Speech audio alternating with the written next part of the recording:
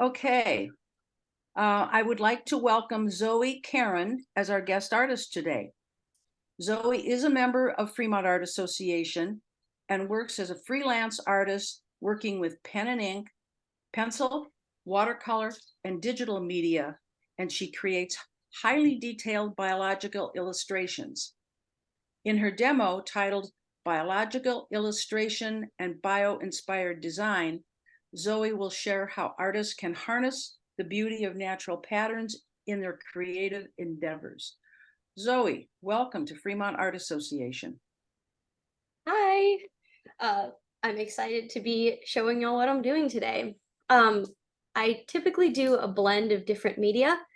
Um, However, today we're gonna focus on pencil and ink simply because for me, it's the easiest to do in sort of these small digestible bites, and there's no waiting for things to dry for things like watercolor. I've been doing art pretty much since the day I was born.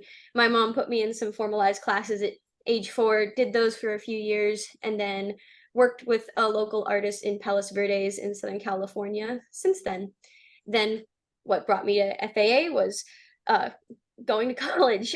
So I went to UC Berkeley for 2 different uh, bachelors in biology with an emphasis on ecology and some genetics and plant biology.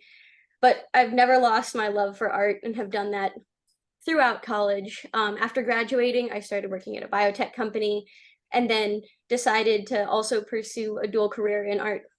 So that's how I'm here. But I'm really excited to share all of this with you today. And I actually have, I guess, sort of 3 portions to this demonstration. I want to start with some thumbnail sketches and effectively how I plan a piece, because almost all of my pieces, except for purely abstract, are very much planned. So I'm going to switch to my camera that I have here that's currently blurred out. So excuse me for a minute while I unblur everything and switch video sources.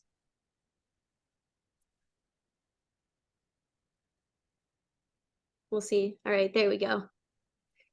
And unblur. Nice. Okay. And please let me know if the streaming quality goes bad at any point. I'll see what I can do about that. This is supposed to be a 4K webcam, so we'll see if it's good or not. But I suppose zooming out a little bit, you can see that I've got 3 things here. I have a piece that's partially complete, which we're going to be adding the abstract pattern to this half of it. And I can show you how I make decisions on what type of pattern to add to a painting.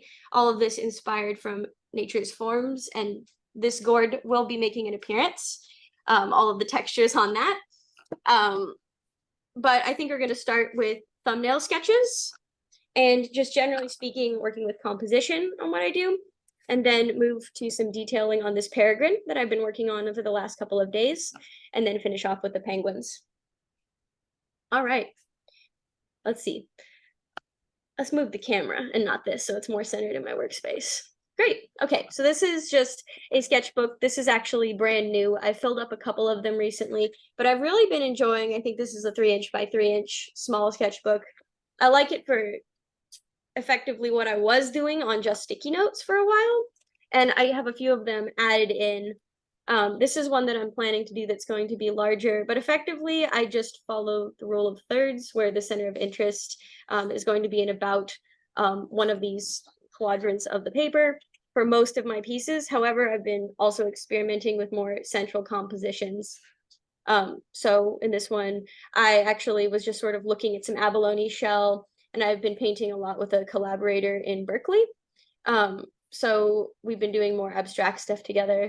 So oftentimes, while working, I will, for example, see an amoeba under the microscope and take shapes of their little pseudopods, or a spine, for example.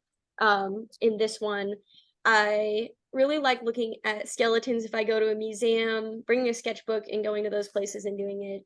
Honestly, the best inspiration for even the abstract pattern in the art. However, moving on from that, that's just effectively my start point. Once I have one of these compositions that I really enjoy, I think, will that focus? Is that focusing for other people? Not quite. Okay, let's see if I can get it to focus. It was earlier, but I had a feeling this might be an issue. How close do I have to be for it to focus? There we go. That's looking better. Yeah. All right, great. A little trial and error situation going on. All right. There we go. Okay. What I'm going to do is add some feathers. The way that I plan on doing these is effectively, I'm going to share screen also for a moment, is effectively just use Google. I love to get, before I start a piece like this, what I will do is just go and get as many reference images. What I really like for a dynamic picture like this is simply to find really dynamic poses of whatever animal that I am working with. I want to understand how the legs are put together. I want to understand how the wings bend. And I will do things like look at them in a dive, for example. This is something that usually takes the most time of the piece. The actual drawing itself typically only takes a couple of hours. But the researching and figuring out how many feathers are on each wing, for example, is a big portion of that. I also have a book that I will see if will fit onto the webcam, but we'll see. In this case, it is Birds of North America. And oftentimes you'll have anatomical drawings in there, and this will be very far from the pose that I will draw a bird in typically. But what I would want to do is, for example, count the number of feathers on a wing, or look at the facial markings very clearly, and these kind of guidebooks are really great for that if you're trying to draw realistically. I also have one for mushrooms here, but I don't know what we'll get to in an hour. Okay, that looks focused again. Great. Okay, without further ado, I'm just gonna begin, and feel free to ask me questions at any point. I typically, pick away at things and like to take breaks so my hands don't get sore, etc. So I'm happy to answer questions as we go along.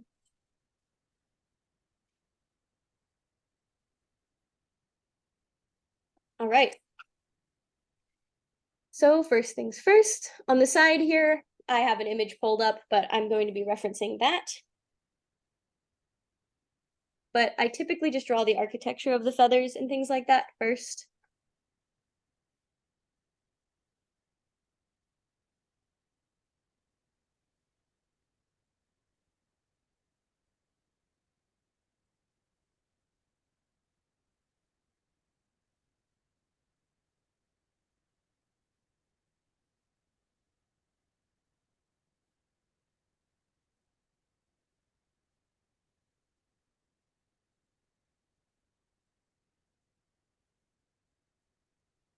There's also a particularly great falcon cam on top of the UC Berkeley clock tower, and people tend to get really good screenshots of them there. Although there's a lot of them where the birds are just looking very, very goofy. The babies, there's no way to make those little fluff balls look nearly as cool as the parents. So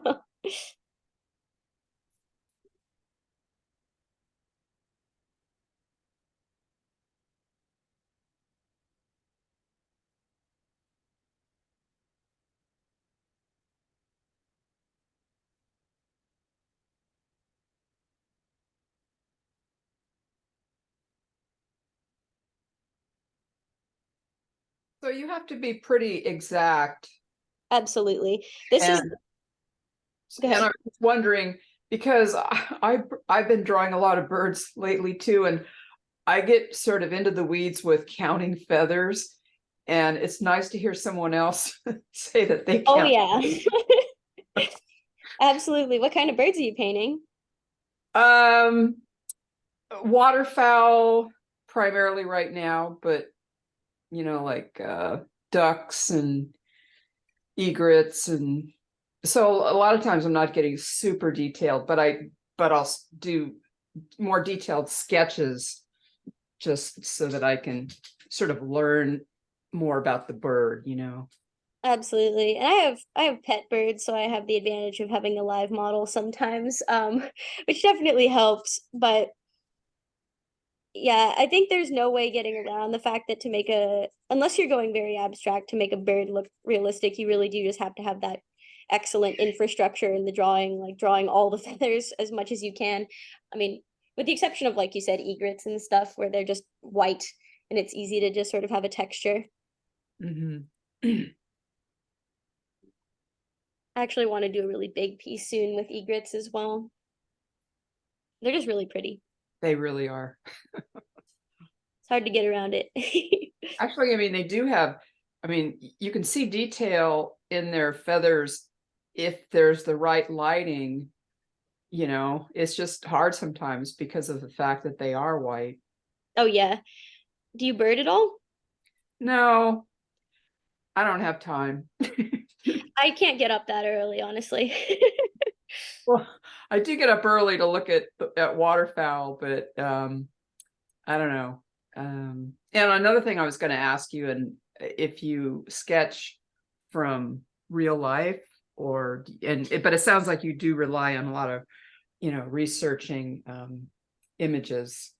Absolutely. I would say overwhelmingly, I sketch from images. I would say, however, with the exception of abstract pattern, that I almost exclusively draw from real life. So something that I'll show in a little bit, I'm gonna see where we are. I'm gonna finish up this wing. But for things that are sort of a texture, I love to look at different plant surfaces. I have a dissecting microscope actually. If we have some time at the end, I might just pick up my laptop and show you the setup. But a lot of times I'll go find a fungus or a piece of leaf litter or anything that looks really kind of just interesting and put it underneath the dissecting scope. And that for me is a great way just to get ideas. Like, I'm lucky in that I don't tend to get art blocked very easily, but if I do, that's honestly the number one way to get myself out of it, is just go look at stuff under the microscope, or again, go outside, find the most interesting texture, and then just draw the texture for a while, and that seems to do the trick.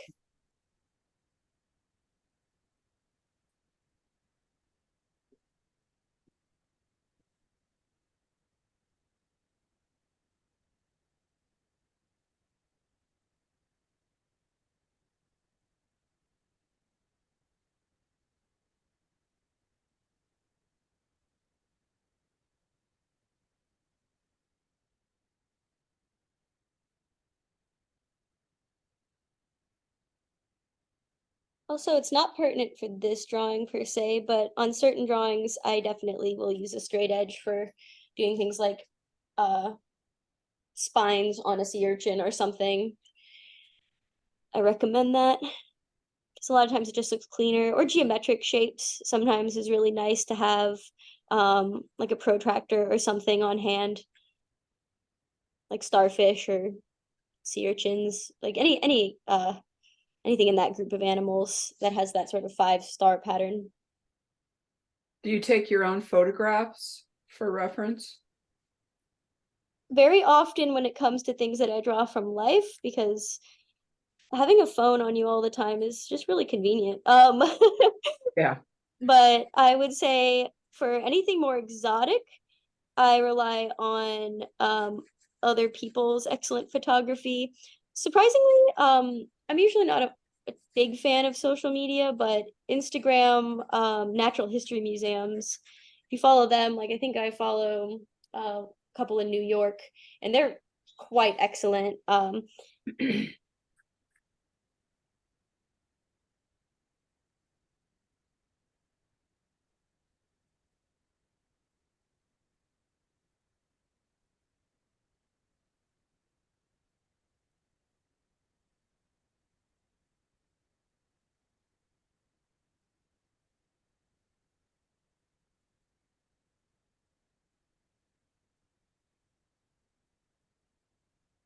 And typically what I'll do is I'll put the highlights on first, especially when it's something this small. So this drawing, I mean, you can see the pencil for scale, but it is, I believe, somewhere between 3.5 and 5.5 inches on the short and long side respectively. I actually did something unique with this one, and I had a friend that found a bunch of these frames for free at a sort of another art studio space. Someone just threw them out.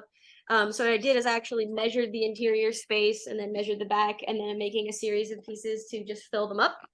I think it's like at least for me, that's a really fun way to sort of repurpose something that somebody otherwise was straight up just going to throw out in that gallery.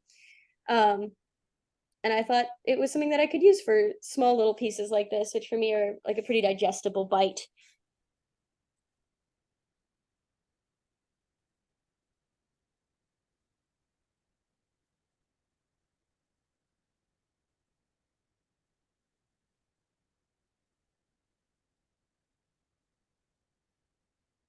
Also, I found out my workplace offers free card stock, which I will never say no to.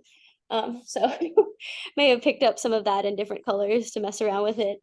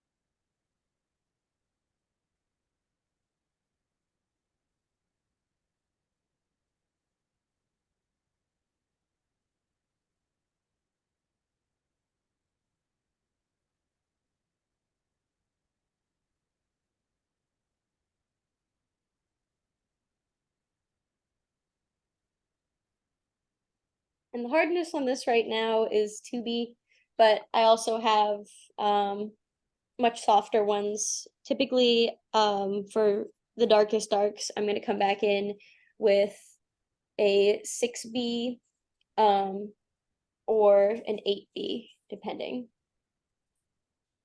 But for this one, I just wanted to kind of keep it simple. And the line art I typically do with a mechanical pencil. I honestly don't even know what these are. I got them probably almost a decade ago, and I got the super jumbo pack, and I've just never run out of them. So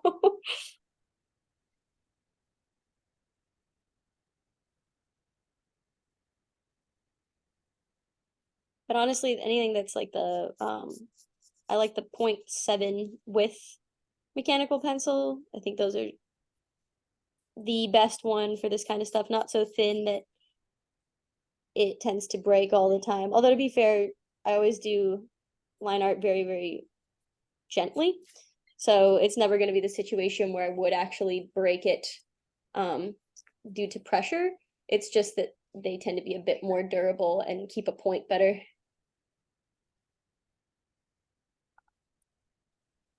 I'm just moving my reference picture. Been looking at some different feather shapes, so that's why I'm pausing.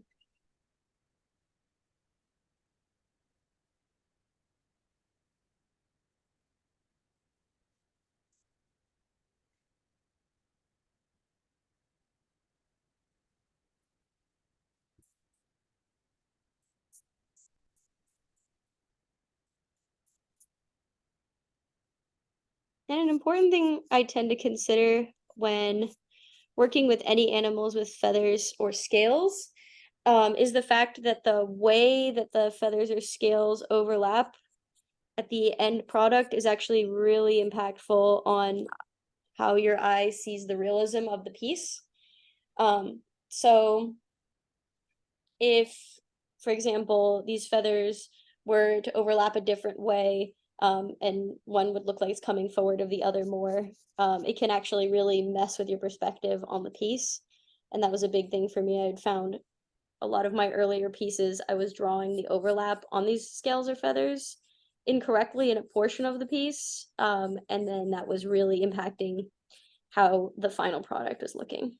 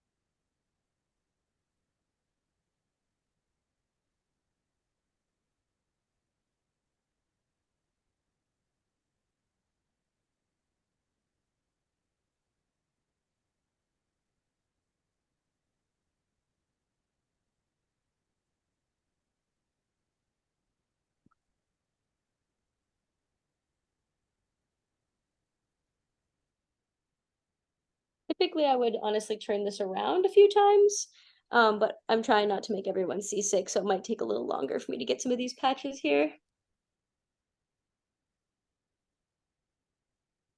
But if you are doing this at home, yeah, definitely turn it upside down. It's way simpler. So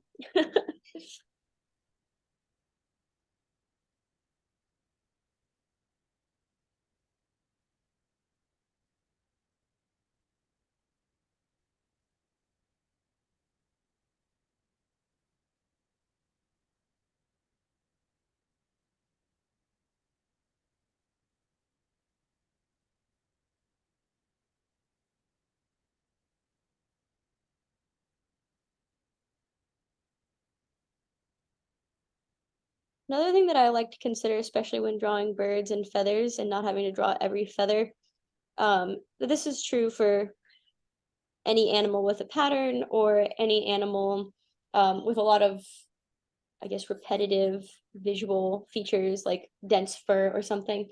I really love leaving a lot of negative space or sort of considering what the highlights and lights on the animal are going to look like. So, for example, I'm going to leave some of this top of the wing pale and not have to draw any feathers on it, and it will still be a nice illusion for the eye. And it could just be a gradient, but because I have all the other feathers there, it's going to interpret, your brain will interpret that blank space as just a reflective part of the feather. But I really love that because a lot of the times it just saves me a lot of labor.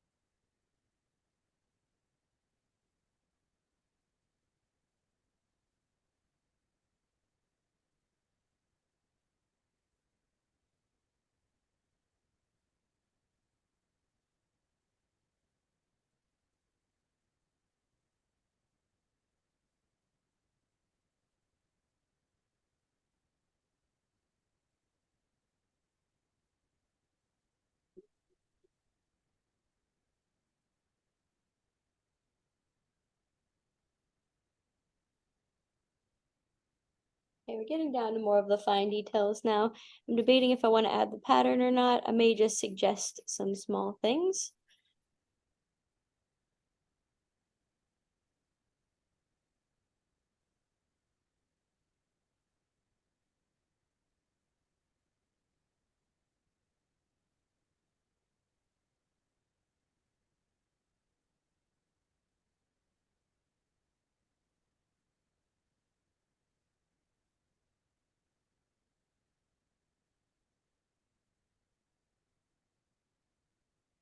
Okay, I think they have some tick marks on their tail, so we'll probably add these in.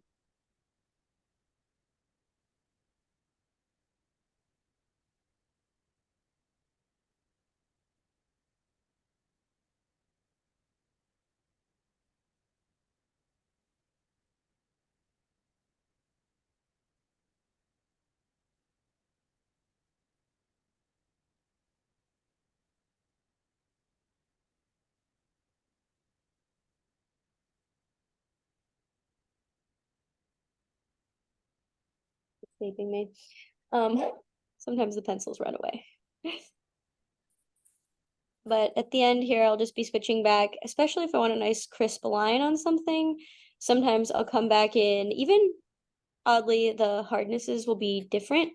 If you want to come back through with the number 2, even after you work with a much darker lead like 6B or 8B or something, I find you can actually kind of smear it and bring it, up to a really nice crisp edge. In this case, it's all 2B, so it's not quite as pertinent. But in a lot of pieces, I'll actually bring, a nice dark line that the pencil just is too soft, if it's like 8B or something for a lot of areas. And I'll just use the mechanical pencil to sort of smear that darker lead into an area that needs very dark color, but isn't able to be hit precisely enough by a really thick, dark lead type. Or I guess I could just sharpen the pencil a million times, but for me, that kills the joy.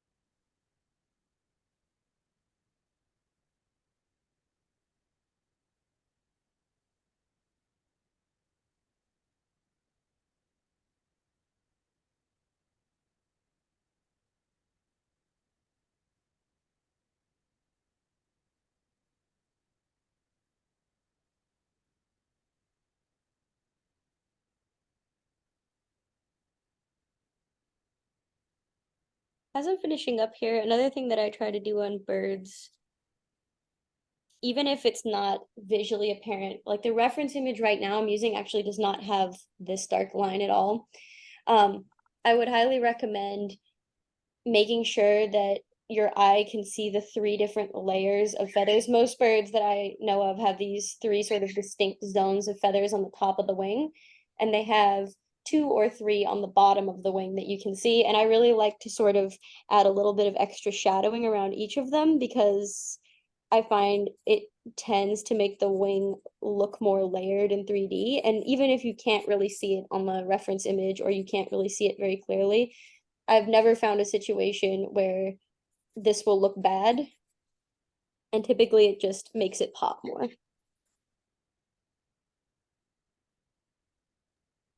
So you're you're looking at a reference photo right now. Yes. Actually, Is it several. I'm going back and forth between them. So possible for you to show us one of them, or absolutely. is Yep. that Sure thing. difficult? The only reason I have not is just because sometimes the screen sharing can be a little disorienting, but certainly by request, this is the image that I'm working from, the main one, for the lighting in this instance. I'm not really sure why it has this little find image thing going on. I've overclicked it, I think. But I had this pulled up on the side, and have been using it for a lot of the shadowing and stuff. But you can see here, this wing looks very flat and clean, but that's going to look much less visually appealing than what I've got going in terms of this area of the wing right here is the analogous spot. And right now the video is mirrored. But I'm using this one right now. I'm using a couple of others for patterns, which, oh, my zoom bar is blocking it. Just a moment. Oh, okay. Well, that minimized it. It's all right. These things happen, but I have a couple of other tabs pulled up, just looking at the tick marks. And then I was looking at this image, which I showed you all a little bit earlier. And yeah, looking at sort of the edge of the wing here to get an idea of how thick or thin that wing would be when I'm drawing it. I Okay. apologize. I keep bumping the camera here, but it is quite close to the drawing.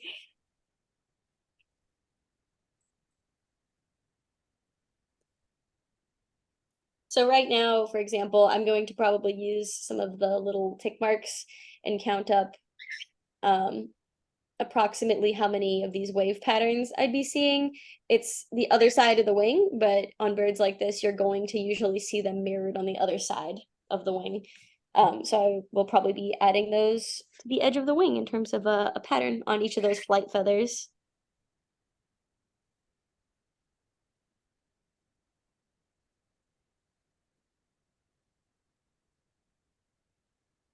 So are you going to add that to all of those wings on the side there, or? Likely, I'm going to just come through and add them to about half of the feathers. It's not necessary to show every little detail because especially when it's soft in pencil like this, it's a little more necessary to do it with ink. Your brain will just sort of fill in the blanks on where they go to. I think I can stop share just so you can see the drawing again. So I've added these 3 lines here to each of it, and I'm going to come in and add it on a couple of the feathers in here. And this is more of just the detailing step of it. And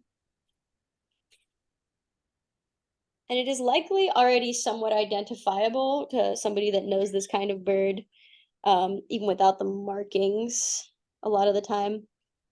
This sort of dive posture is usually what they do. Ideally, also, there should be some creative freedom. So sometimes there's animals that maybe have something that's aesthetically unappealing to other people. So I personally give myself liberty to edit as needed. If I think it suits the piece better, for example, to have a zebra pattern or a tiger pattern that's not technically exactly what the animal is, then I typically am fine with just editing that. Actually, you'll see that in this penguins piece. And I can show you some reference images for the bird that I used, or birds that I used to base this one. So I'd actually consider this to be, this portion that I want to do today, I'd consider this to be done. I think that it looks 3D. And at this point, I would stop and then either add some pattern to it, or I may even set this aside for a few days. And then come back to it at a time when I wanted to be sure that it was complete. And oftentimes I'll do this with, any size piece. It takes longer with the bigger ones. And then I might come back and add or tweak or maybe erase if there's that option. Sorry, there's this glare. I'm seeing if I can do anything about it. I did this test at a different sun angle, so it's not perfectly illuminated, and the ink gets or the pencil gets quite reflective. Let's see if I can put this any other way, but it's darker. It's much darker in terms of the contrast there. You can see that now, but barring maybe this area, yep, I would say this would be something that I would be happy to sign, but usually I would wait on these and look at them again in a day or two. But if everybody's all right with it, I may move to the next piece.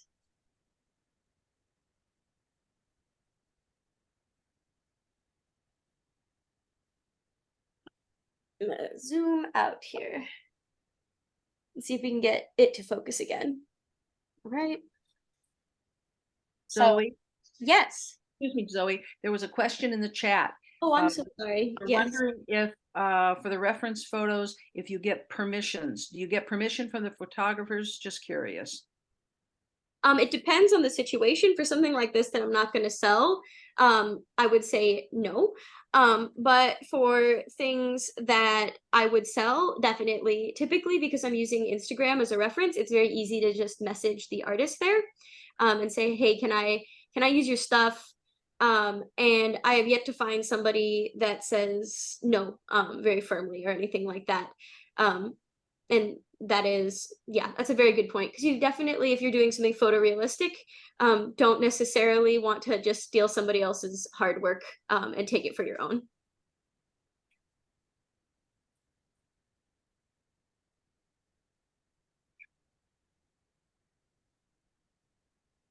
Very considerate question, by the way. Pain in the lot of photographers' life. So I guess I'll give a broader view of the whole piece. I intend to leave this half of this drawing blank, because I would like the penguins to be swimming into space. However, I decided to do an abstract and realistic blend for the rest of this piece. However, this is a bio-inspired design demo, so we're going to talk about some gourds and a pine cone, which are two shapes that I really liked that I saw in the store. I wanted shapes that either looked bubbly or geometric, because I think penguins have a very clean geometric look to them. And I really like the idea of taking this bubble trail and pulling it across the other half of the drawing. So I've actually been looking at this pine cone quite a lot. I recently did a piece with it, but I really love the spirals of it. So when looking to bring it into my own piece, that's probably what I'm going to focus on. And honestly, I would really recommend, if you're just getting into drawing, maybe select something like a succulent. A lot of times with patterns like this, it's really easy for realistic drawing, like photorealistic drawing, to catch your mistakes, because our brains can all naturally tell when the pattern is wrong.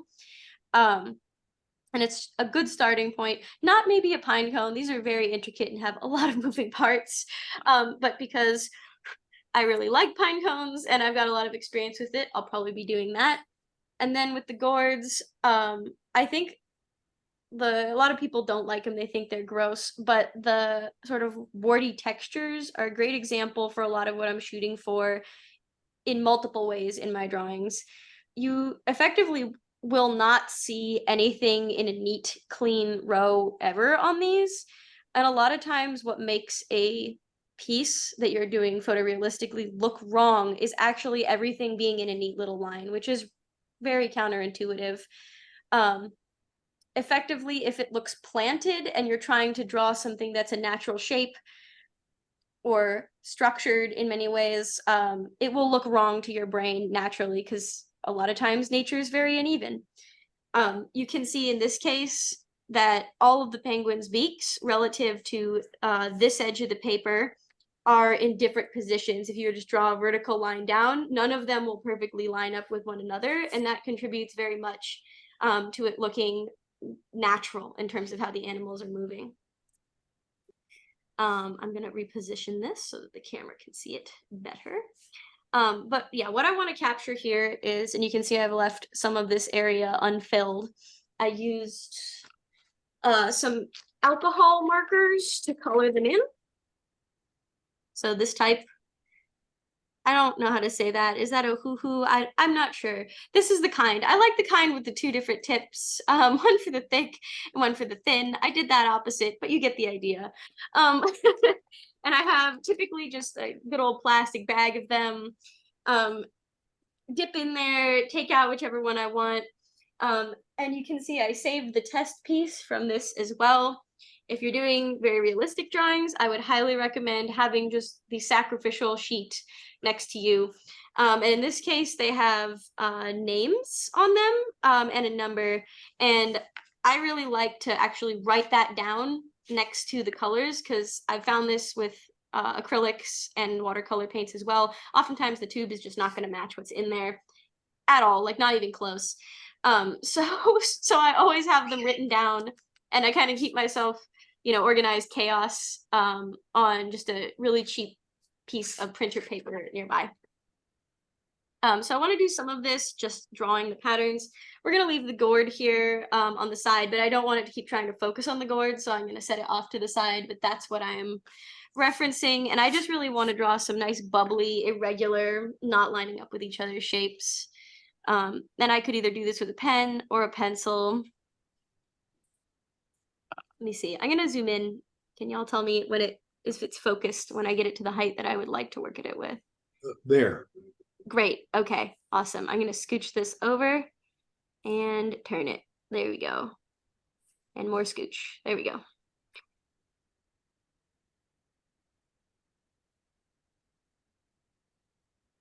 A lot of things look very good with clouds. Main thing is just, yeah, not having any of these little top parts lining up. So the highest points, if you were to do a line that is like a waveform or something, all the peaks are the same height, it's going to be much less pleasing to the eye.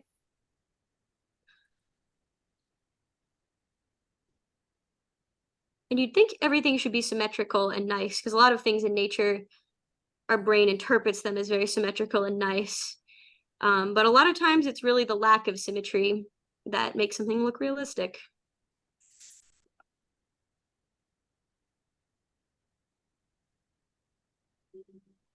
As well, also, please let me know, because I think we've got, another hour? 30 minutes? I honestly haven't been keeping track of time very well. I don't have my clock up. We have some time. We can also do something different if y'all are less interested in the abstract portion of this. And I can show how I keep the proportions realistic on a fresh drawing. I was gonna do a series of orcas. So if that sounds better, we can do that too.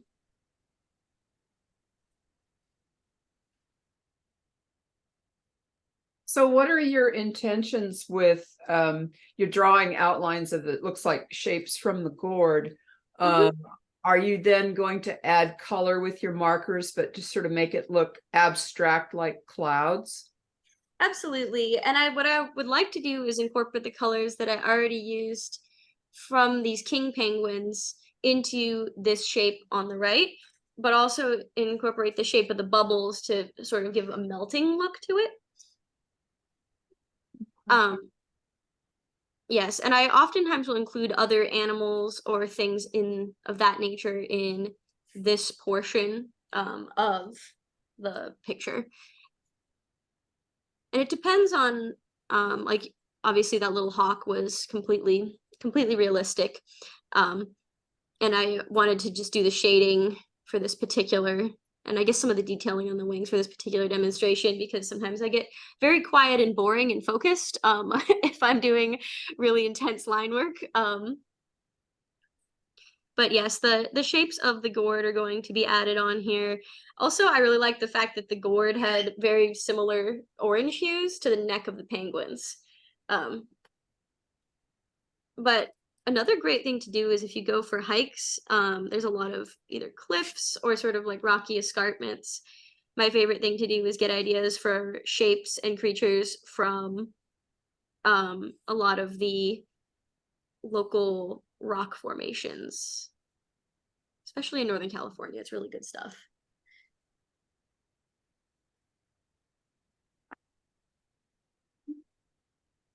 I also have a couple of different kinds of pens. I was going to do some inking. I really like the microns. They're pretty bulletproof. Hard to go wrong with these. Only thing is, sometimes if you get them from some suppliers, they can leak. So I always recommend opening them away from your canvas, because sometimes especially when I was living in Mammoth Lakes for a while, where the altitude is quite high, that pressure sometimes makes them leak really, really, really bad. So I would always recommend opening them away from the canvas after a few happy accidents. So not so happy. I was very sad, but and I'll come back through, outline it, and then add textures.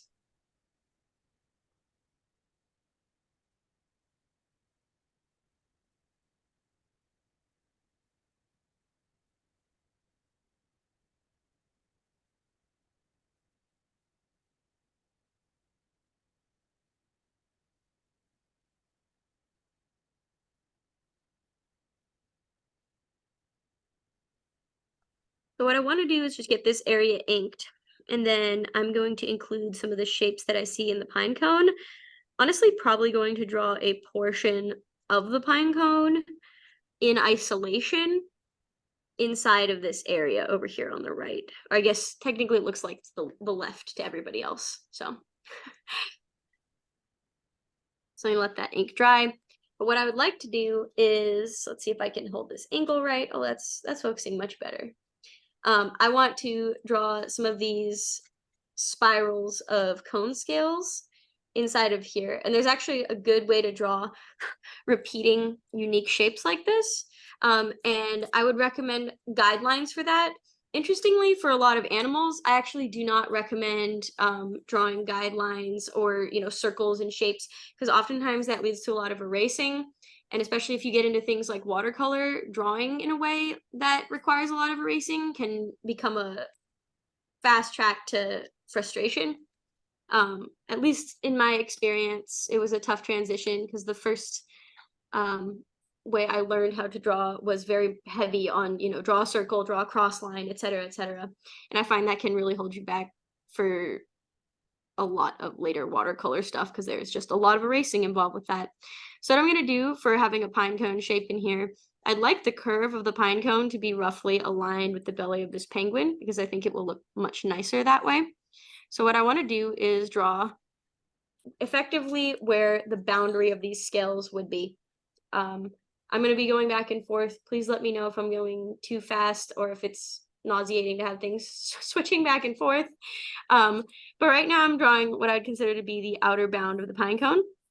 And I may only draw a few rows of these.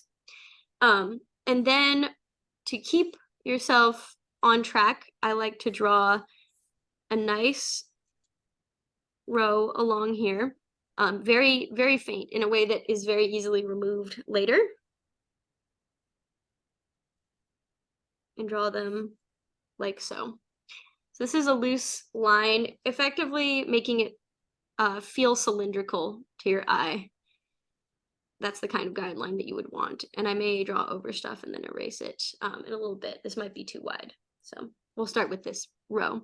So I always try and visualize, I guess, how the scales look just in terms of, and I think pine cones in some ways are easy when you're doing beginner plant art, because you can see very clearly in here the light tan or like light brown area, and that's a very nice shape on camera. So you can sort of focus on this, and it's almost always going to be a triangle when you're looking at it head on. And you can basically draw triangles inside of these guidelines, and as long as they're overlapping, it's going to look like pine cone scales.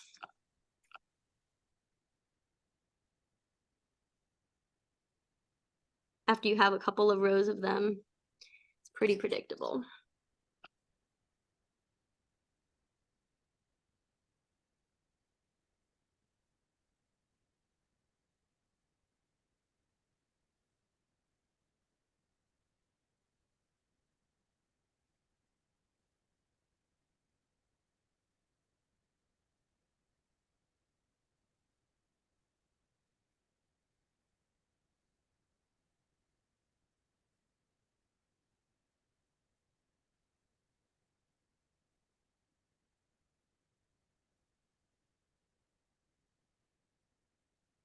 And you come in with the next one. So this guideline is too wide, so I'm probably just going to bring it up and then erase it off later.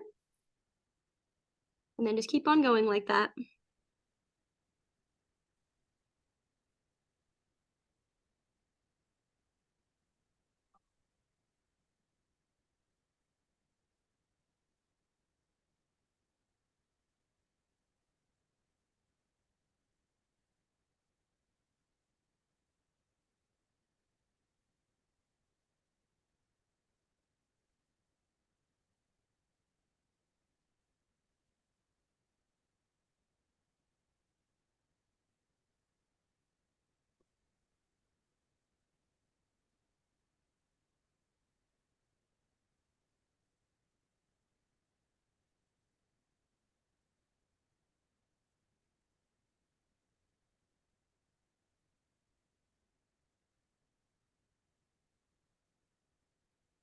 And in this instance, perhaps the last one is sticking out here.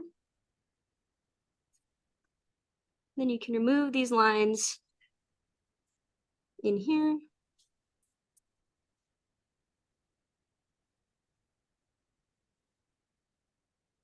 And as you can see, if you go down like that, you will eventually have a nice, clean pine cone shape. But oftentimes you have to get through several stacks. I can show you one that I drew with this method a couple of days ago, but we can continue with this. But you can see eventually you'll end up with this kind of general texture and shape. And I also do some pine seeds and some pine pollen. This was from under a microscope. So that's what the pollen grain looks like. Thank you. But I'll do a little bit more texturing here. A lot of this is very forgiving. I also really recommend, if you're going to start to draw something along the lines of photorealistically, it is wonderful to get that extra thick, the maximum pound paper that you can afford. For me, that has never gone wrong. Typically, I get, I think it was the 120-pound Bristol set. I have it right here. I'm currently drawing on it. Yep, 100-pound Bristol set. And it's super thick. It allows you to have a lot more mistakes and not have to discard the piece. It's almost like cloth-like in texture. I super love that. It definitely made a big difference for me in terms of my willingness to make mistakes when drawing. As soon as I had that, it was a lot less stressful.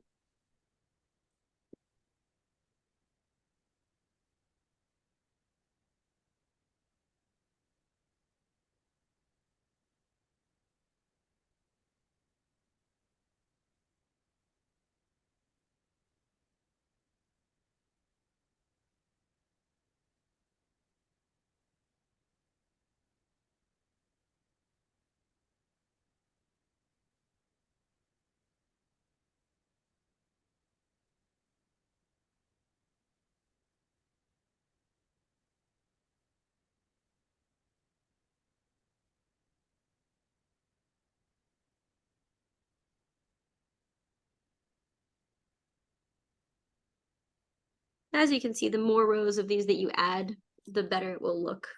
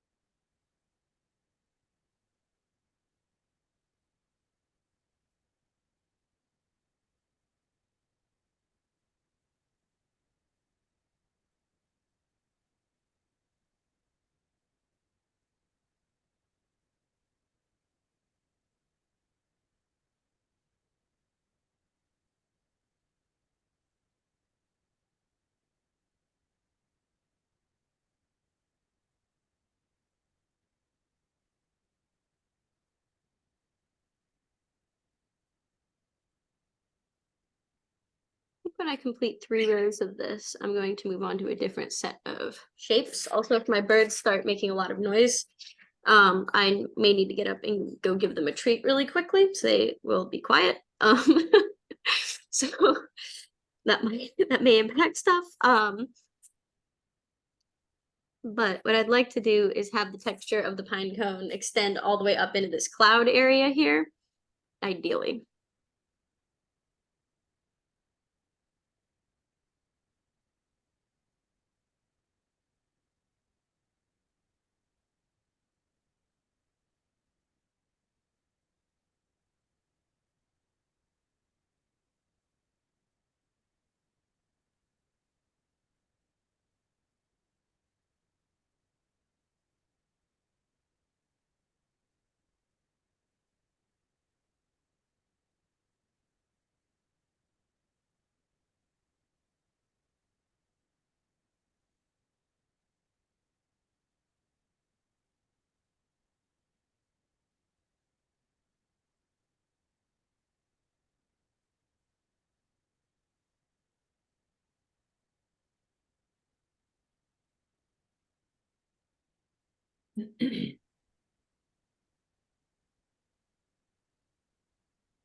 Sometimes if you see a shape, you can always just take it away if you don't like it. Put it in a different spot. It's kind of cool that the tips of the pine cone things, whatever you call them, look a lot like the ends of the wings on the penguins. Yeah, a lot of the times you'll end up with shapes that kind of accidentally end up like that. I just really liked the curvature of it and I like the pattern, but that's a great point. A lot of times your brain just works like that, naturally sort of just finds stuff over time. Another thing that I tried to do in this case, it's not exactly the way I would want it, but I try to always have odd numbers of things. So in this case, there are 5 penguins.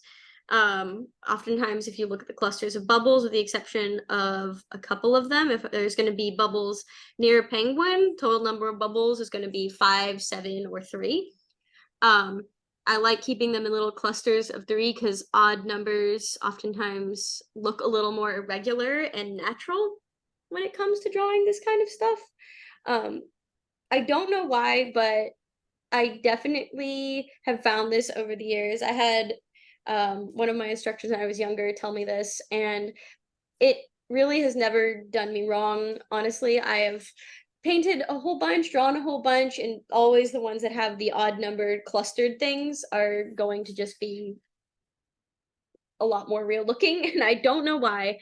So if I could have gotten 3 rows of pine scales that would fit perfectly under here, I would prefer that. I might add an extra row just for that extra irregularity. This does not seem to want to focus though. Is it blurry for anyone else? Oh, please focus. There we go. Great. Okay. Yeah, so I might add one more row of pine scales, and then look at some other shapes. So what I would like to do is go back to good old Google, and I wanted, is anybody upset with anatomy drawings or anything like that?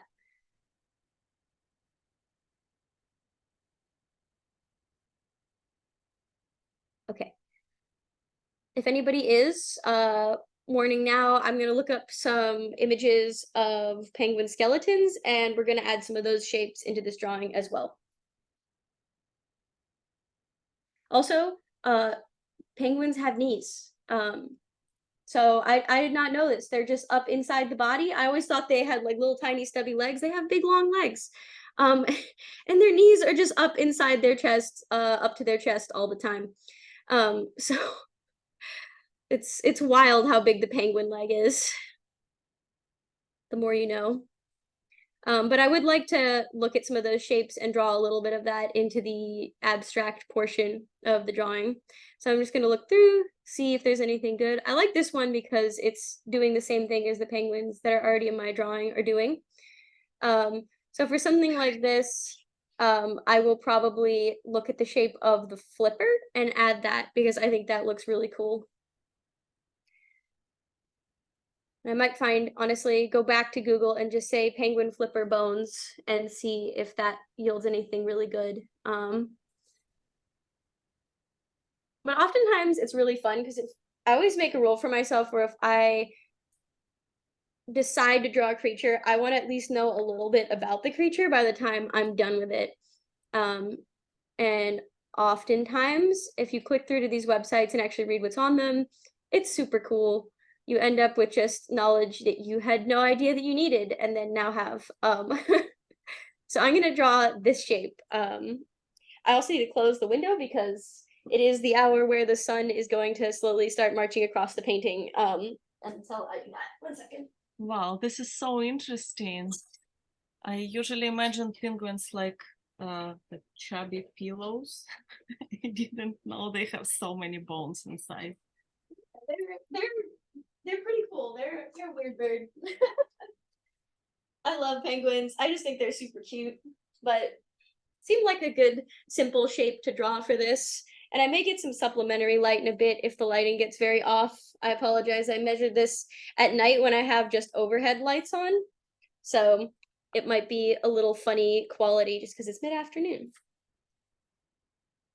So I'm going to stop sharing, but let me know if you'd like to see what I'm referencing again while I do that. Okay, thank you. Yeah, of course. So I'm seeing space in here. I might leave a little more space to add a couple more pine scales in this area, but I think I want the bone to have a shape that leads off the painting in this direction, because this pine cone is kind of in the scoop of the penguin's body here, and I want a different line coming this way. So I'm gonna see if I can zoom out a little bit without messing anything up, but it's a taller task.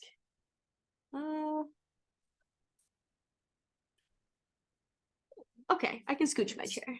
Yeah, I just want to keep it out of the path of the sun so it's not horribly illuminated for this. There we go. Okay, so I'm gonna pull that reference drawing up on the side here. I suppose I could share screen, but I feel like that's not as useful. Okay, so, and I'm gonna probably draw it intersecting with a lot of shapes.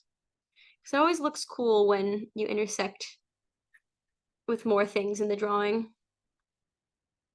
I'm also drawing it backwards, which is going to be going to be exciting. I'm gonna see if I can download this image and mirror it. That's fine. All right.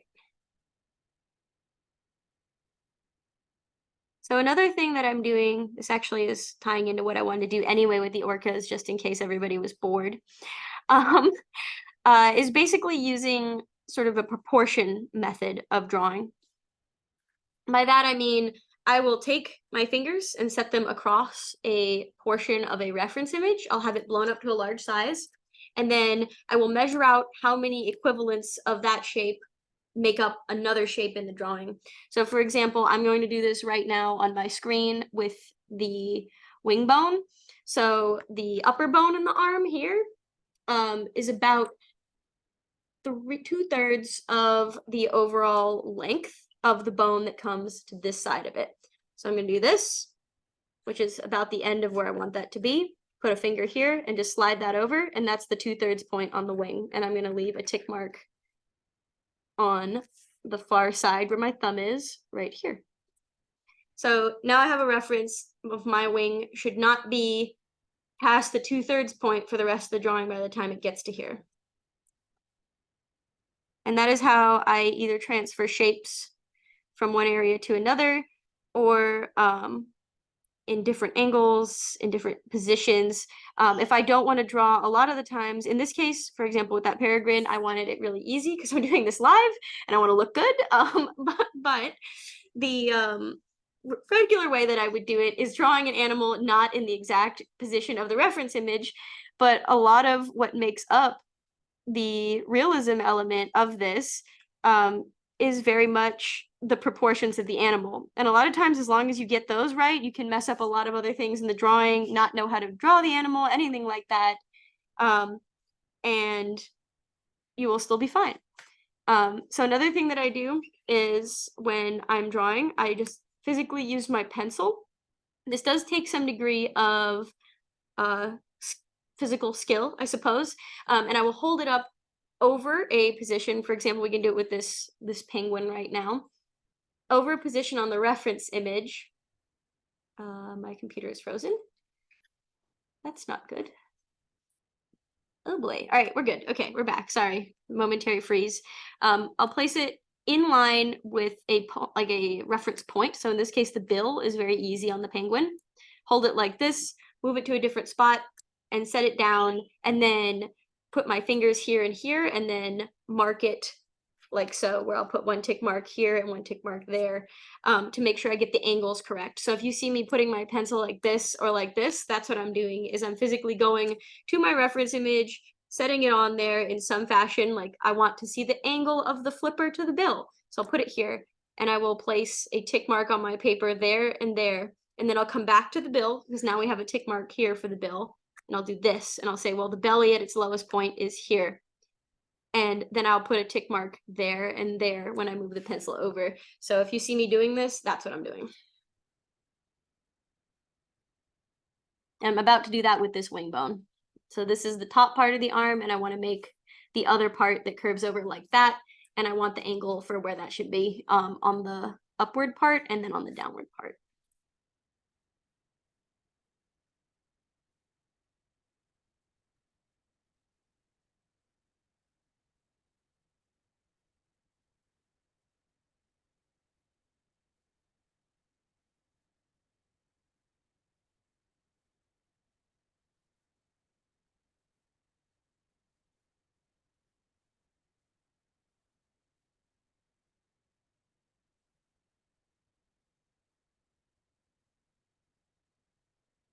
And that part composes that little upward portion of the bone.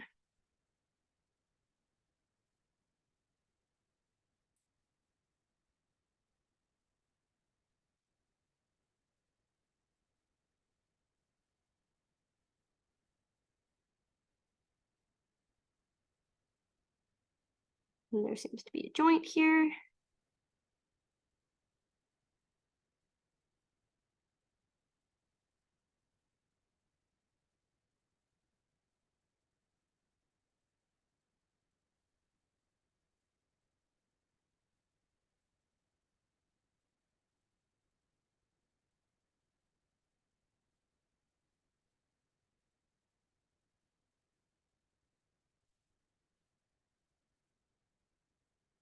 In many intricate things like a skeleton, it can be a lot easier than trying to draw the individual shapes. Sorry, I have to tilt it because I've got to have this nice clean line and I just can't get it from the other angle.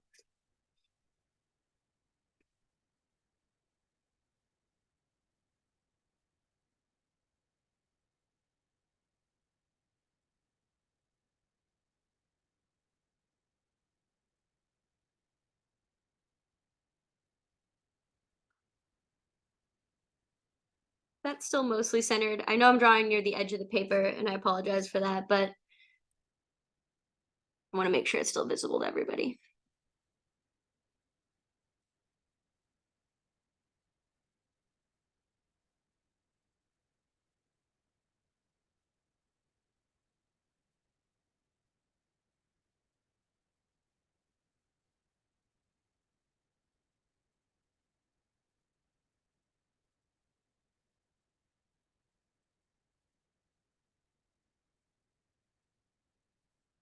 And keeping in mind there's some open space there between some of the bones. Sometimes it's okay, especially with a skeleton, to exaggerate the open spaces a little more because if all the bones are on top of each other, especially because they're all going to be whitish in color, it can be nicer, even if it's maybe not perfectly anatomically correct, to have a little bit wider spaces in between bones because it just is more pleasing to the eye.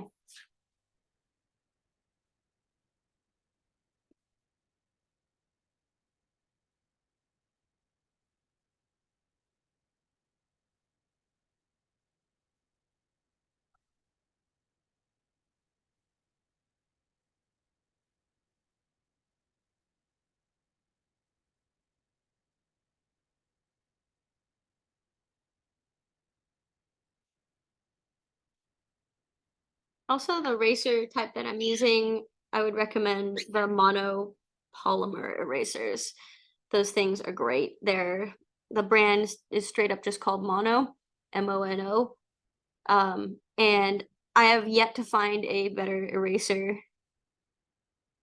And I have tried every brand. Every time I see a new one, I try to get it and then see if it's better. But it's still just this one random brand that I order in bulk online like once every 4 years. So would recommend if you're working with pencil and are sick of dealing with pencil erase woes.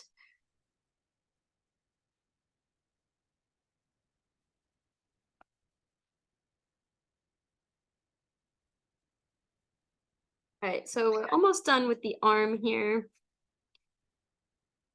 I have just a couple of things, and then I want to ink it.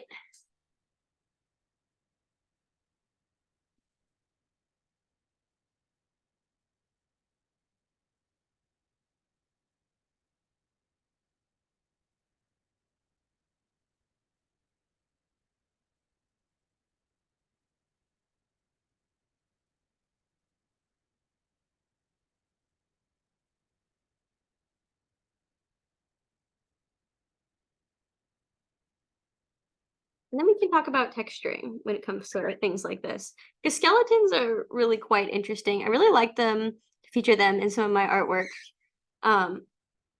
In large part because they just have, it's sort of a subtle nod if anybody knows. I don't think a lot of people will necessarily recognize you know, a shape that is specifically a penguin wing bone, but there'll be a handful of people that will. You always get some, and that's part of the, I don't know, the fun of, I guess, being a citizen scientist or biologist, you know, biologist and illustrator at the same time. People that know, and it's always really fun when you get someone that asks and gets it right.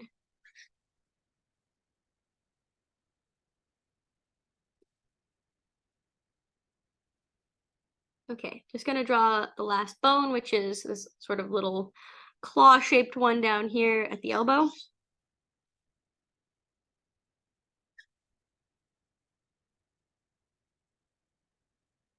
And then we can move on to shading. Also just checking in on time. How are we doing on time?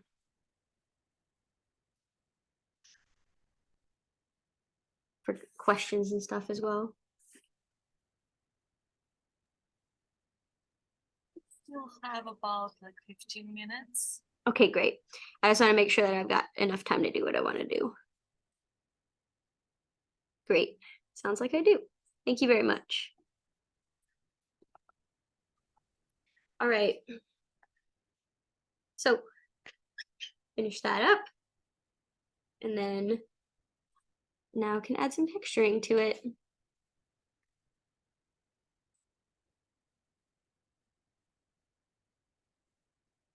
I'm gonna go for the 0.8. It's around here somewhere. I picked up, of course, it's always the last one you pick up. I guess that's the nature of it. But the 0.8, or sorry, the 808, I guess, is the size that I like to use. I think it means 0.08 of a millimeter, is my guess. It's close to a millimeter in diameter of the line. And I'm going to trace over this and then add some shapes in here that connects those two areas. Unfortunately, because with a piece this detailed, I see Kathleen said something in the chat. Yes, that is literally why I got the eraser, because it is the only one that I find that does not just absolutely shred watercolor paper, that like you do not have to press at all, which is amazing. So it's really, really nice on textured papers like that. Like I'm applying, you can see like applying no pressure and it's still taking stuff off here. Yeah, like holding it above and just letting it barely touch and it will remove. So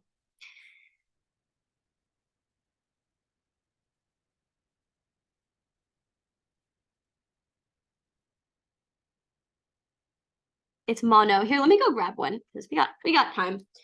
I have them all with their little sleeve taken off, but I have a bag. Ouch. Stepping on things that should not be. Okay, this is the eraser. This is what it is. It has, I guess that's the company that makes it. Combo. This one. These things are great. I love them so much. It's the plastic one. It's the white one. Don't get the other ones. They have a couple. I think they have a few different sort of like the Staedtlers look just like this. They are not the same.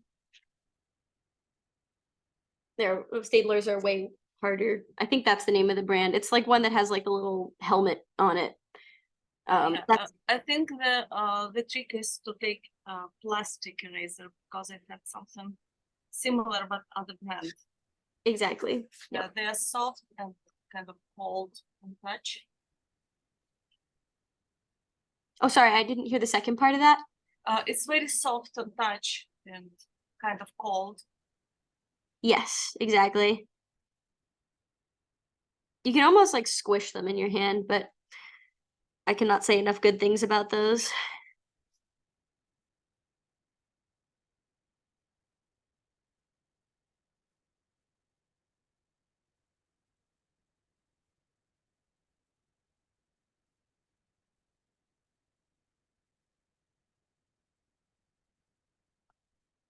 The way I like to shade bones is with a lot of parallel lines because I think it makes them look very clean and sort of lightly worn. I'll typically shade with either the 0.2 or the 0.5 here. And I just want to make sure this is zoomed in a little more because this is part that could do with some more detail if it will focus, if I can get it to focus. It seems to have very specific focal lengths. It's just a regular webcam. Okay, that seems to be focused, I think.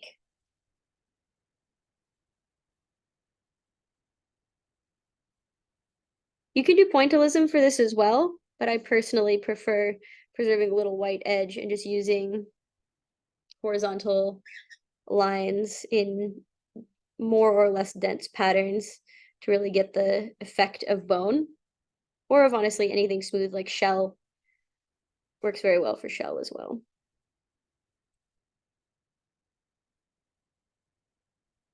Is that being captured? It looks blurry to me. Looks focused. Okay, great. Then it's just my internet. That's great. It's always the perpetual battle on Zoom calls.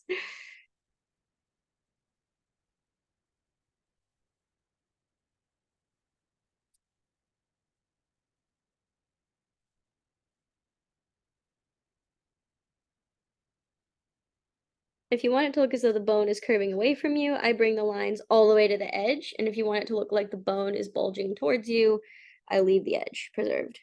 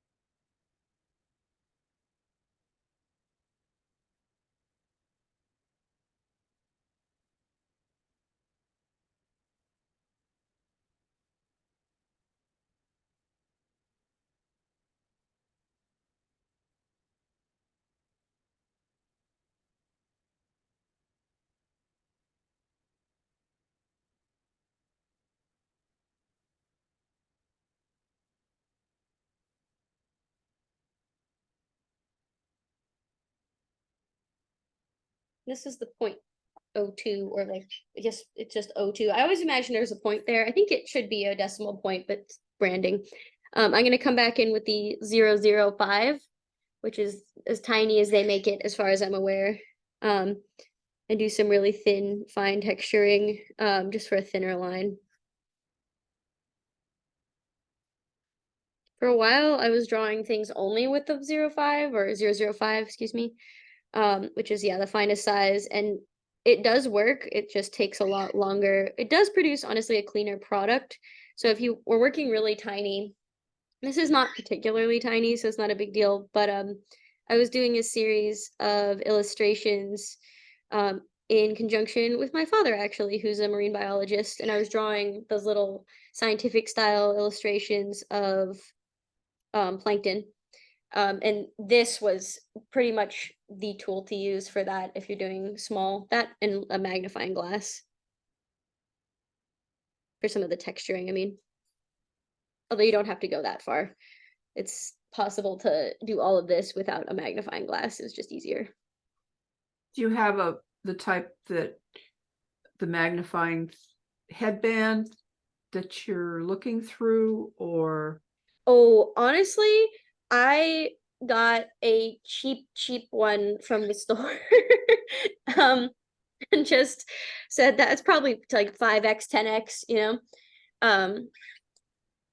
I've seen some really cool pictures that people do with magnifying glasses, though, exclusively with pencil, which to me blows my mind because ink is already, you know, small enough as is for me. But yeah, I'd say any cheap one from the store that I think does 5 or 10x should be enough. And that's just if you want to be super perfectionist with your shading. I think I've gotten a lot more laid back as I've gotten older. This was back in 2017, so my art style has changed a little bit since then. The drawing has gotten a little out of focus again. Ooh, okay, let's see. Thank you very much for letting me know. How's that? That's better. Great. That's Okay, good. great. I just want to have some of this sort of hanging bone. I think this might also be a claw, so I want this to look shiny, this triangle, well, vaguely triangular part to look shiny, and I want the part above it to look a little more textured. So I'll add some pointillism. And that's like the good part with a lot of ink stippling work and other types of things, is you can really get a lot of variance in textures with this, that make it look quite real, that you couldn't necessarily get. A lot of pencil is quite soft, but I will interpret that in different ways. Also, I hold the pen kind of crazy, where I kind of just hold it like I'm punching someone with it all the time. I think that's just how I learned. So if my fist is in the way, please let me know. I'm trying to keep it as far out of frame as I can.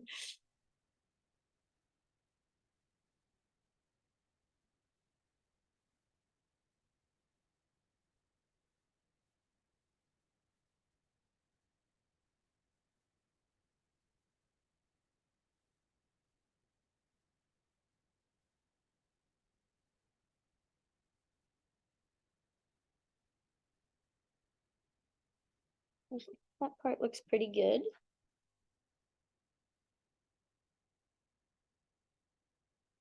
I'm going to hop over into the larger size again, for this part of the bone in here, this joint, because I just want to probably have it nice and dark, like a nice dark edge here. Because I think the bone is supposed to be overlapping there. I want it to cast a shadow on the adjacent bone.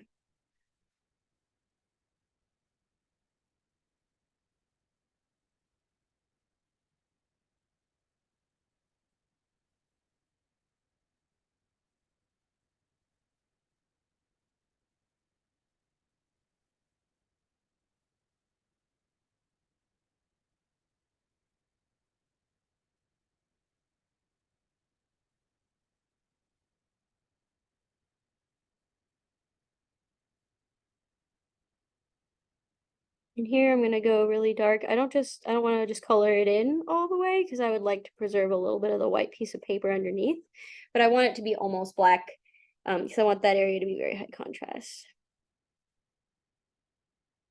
Just because there's a little ridge on it, and I think that's the best way for me to communicate that, is just bring the dark color in right up to it.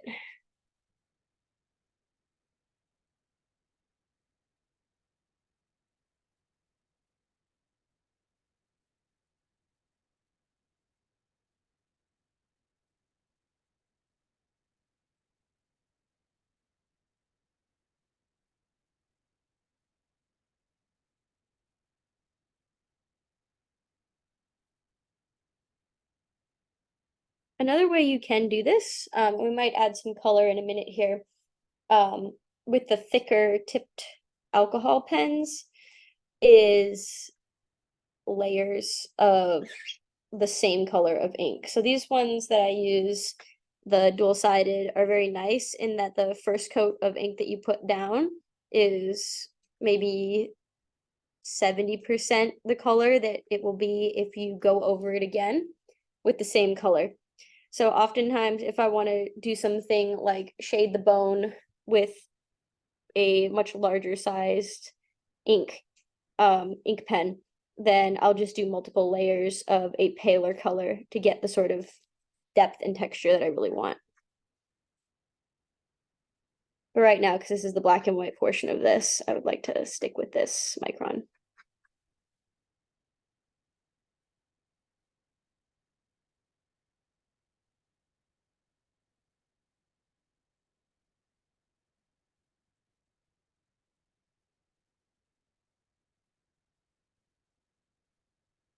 I'd actually like to show the ink colors in a second here. So I will probably pull them out.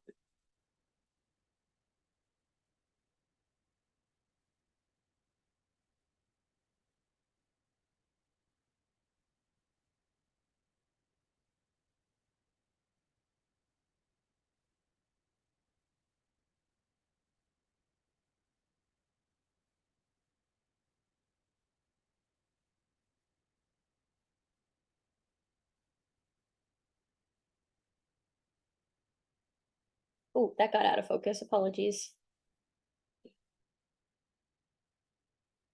Please focus, webcam.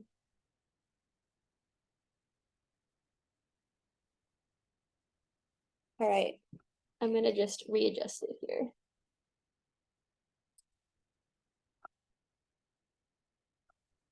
Maybe that will do the trick.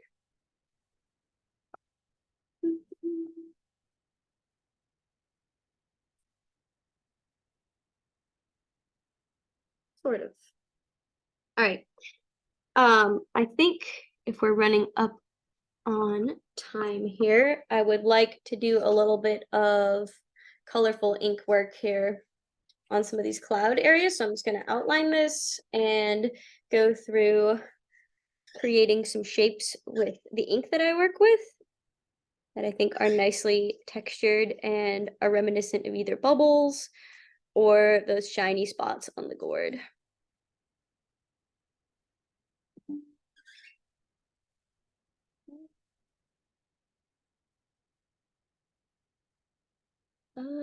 Just a second. I think my computer is dying. One minute. Why are you dying? Okay. Just a second. I think, okay, it's plugged back in. For some reason, the plug was not seated right, and it has been draining the battery this whole time. Par for the course, I guess. Tech tends to know when you need it to work and make sure that it does not. Okay. Great. Let's do some color.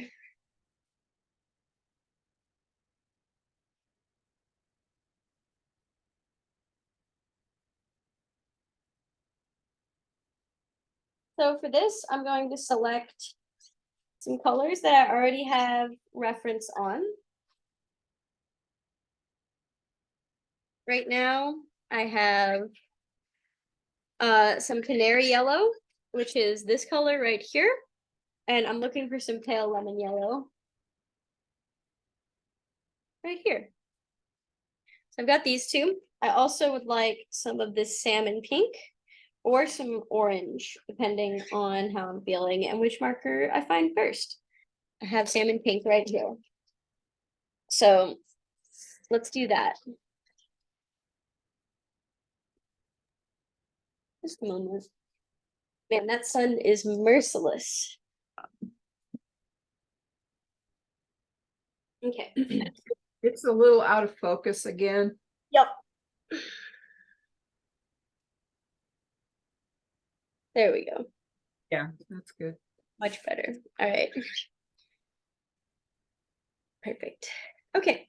So what I'm going to do is take the edge of this penguin and bring it out with these different colors over to the right. So I like to go similar to the way I would do a watercolor.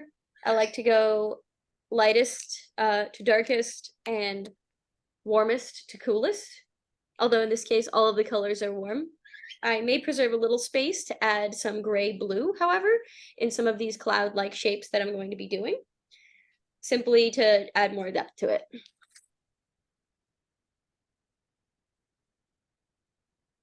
What I'm going to do is just fill the whole area with this pale yellow first.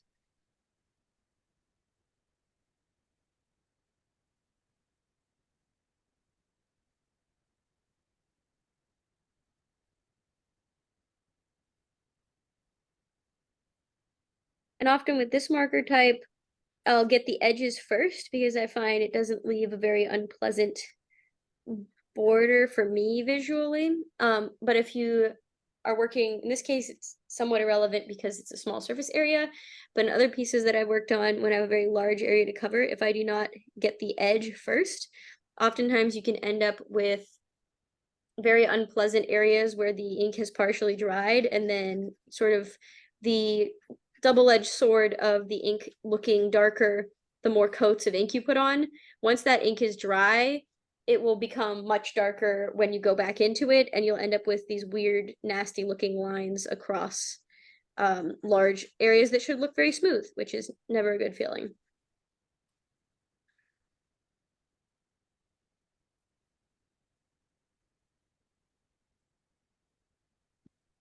I'm just using this big one for the first pass here, where I just want to fill the shape in. I will go to the fine tip in a second for my second pass with the other colors.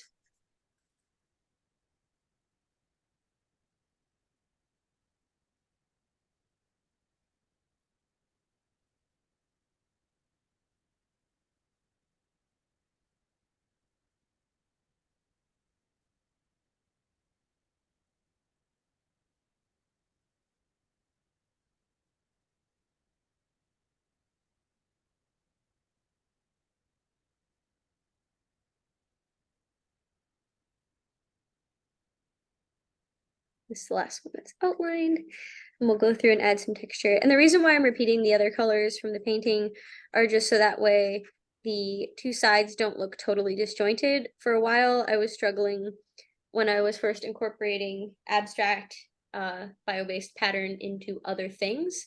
That part of the picture would look very isolated from the rest of it. And right now I'm imagining the light is coming from this direction. So I'm just going to shade these shapes as though there's an imaginary light source coming from that direction. If I had a different light source or wanted to specifically change the direction of the light, I can also do that at this stage. Sometimes it looks really cool if you have a light source coming, for example, down this way, and then have another one coming across this way, and you have different portions of the painting illuminated differently to make whatever artistic statement you'd like. But in this case, I want it to be cohesive. And sometimes it's really good if you're doing a piece with more symbolism or something in it. That's always fun. And having abstract pattern, I guess, sort of leaves more room for that kind of stuff.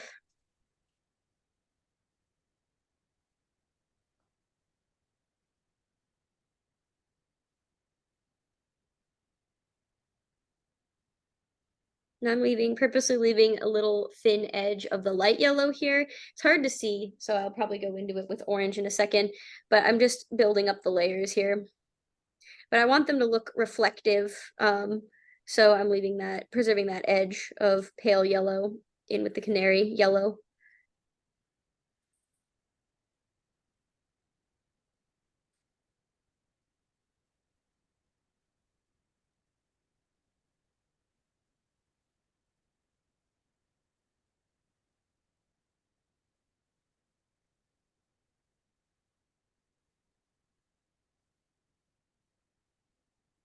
Now this is the same orange that's in this area of the penguin's collar.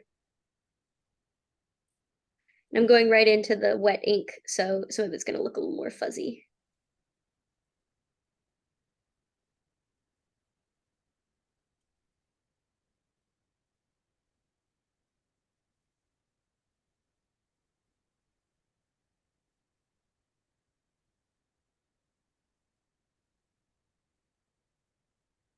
Another trick, if you have those cool mist humidifiers, I can go grab one and show it to you, but the ones that make that nice, like, mild cold mist as opposed to like the hot steam, if you can have it set up on low where the steam goes down onto your canvas, I find for watercolor and for ink, it actually buys me quite a bit of time in terms of working on a wet area.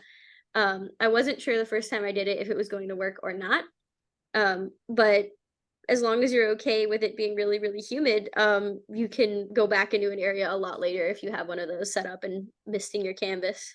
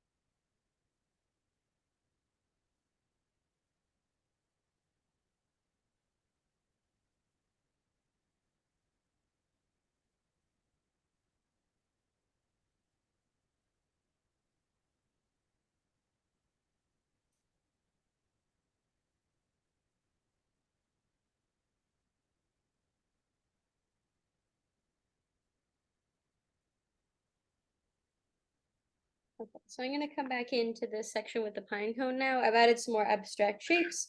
I'm not sure I want this perfectly lining up with the butt of the penguin here. So I may change this area right here. I want something interesting because what I looked at was I saw this joint area and this connection of the bones here and here, and I wanted to repeat that shape somewhere else in this same area.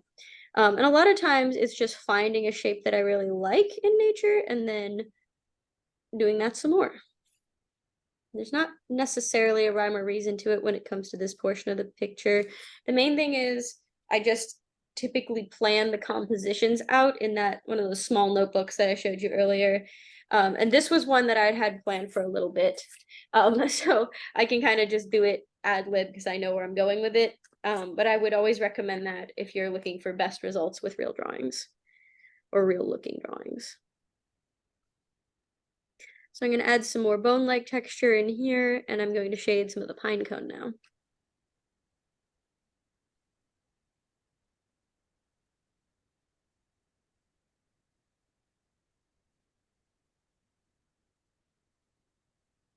What I like to do is this very thick, dark line on these outer scales, and then the inner details can be much thinner. I think that the contrast looks much nicer like that.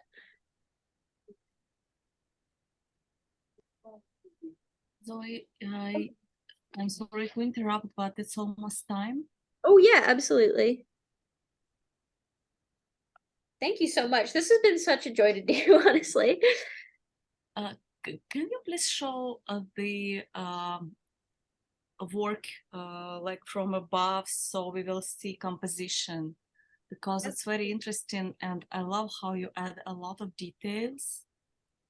Thank you. Yeah. Absolutely. 1 second. I'm going to move this camera holder. So you can see on this one, I can bring over some other pieces of mine. So this is going to stay blank, and this side is going to be very full, and it's going to swoop down into this area.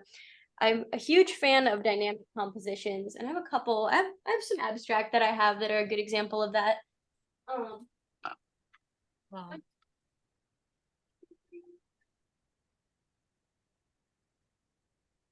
So I have, in terms of like a sort of reverse composition on this, I've been a big fan of this kind of swooping.